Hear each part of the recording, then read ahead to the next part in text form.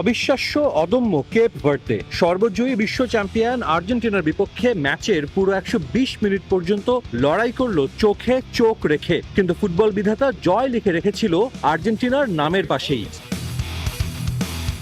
মায়ামিতে কোনো ম্যাচ নয়, সমর্থক আর দুদলের খেলোয়াড়রা যেন চড়েছিলেন আবেগের রোলার কোস্টার রাইডে। কখনো এগিয়ে যাওয়ার আনন্দ, আবার কখনো গোল হজমের হতাশা। শেষ পর্যন্ত অতিরিক্ত সময়ের গোলে যুদ্ধ জয় করে আর্জেন্টিনা। 90 মিনিট পর্যন্ত সমতা থাকায় ম্যাচ গড়ায় অতিরিক্ত সময়ে। নাটকীয় ম্যাচের শেষ 30 মিনিটের পরতে পরতে ছিল রোমাঞ্চ। অতিরিক্ত সময়ের দ্বিতীয় মিনিটে লিসান্দ্রো মার্টিনেজের গোলে এগিয়ে যায় আর্জেন্টিনা। যোগ করা সময়ের প্রথমার্ধে সমতা আনে ব্লু শার্ক নামে পরিচিত কেপ ভার্দে। চোখ ধাঁধানো এক গোল করেন কাবরাল। তৃতীয় গোল হজমের পর সমতা আনার প্রাণান্ত চেষ্টা করে গেছে কেপ ভার্দে, কিন্তু রাতটা তাদের ছিল না। বারবার তাদের প্রতিহত করে আলবিসেলেস্তের জয়ের পার্শ্বনায়ক এমি মার্টিনেজ। তবে গ্রুপ পর্বের 3 ম্যাচের মতো এদিনও আর্জেন্টিনার নায়ক লিওনেল মেসি এদিনও নিজে গোল করেছেন, সতীর্থদের দিয়ে করিয়েছেনও।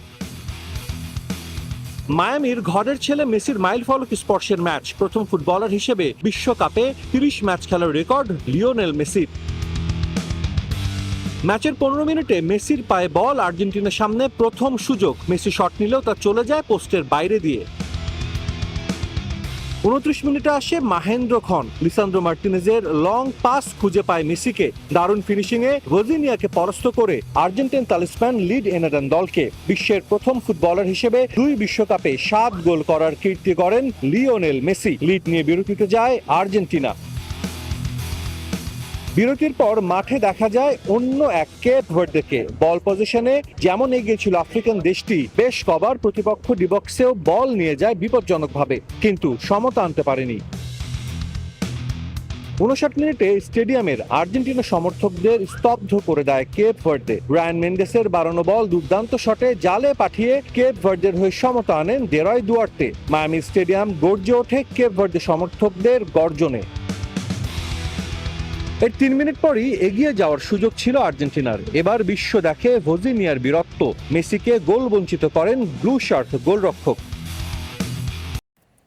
শ্বাসরুদ্ধকর ম্যাচে কোপা ভার্দেকে হারিয়ে শেষ 16তে আর্জেন্টিনা, এবং মিশর প্রথমবার অস্ট্রেলিয়াকে হারিয়ে শেষ 16তে জায়গা করে নিল।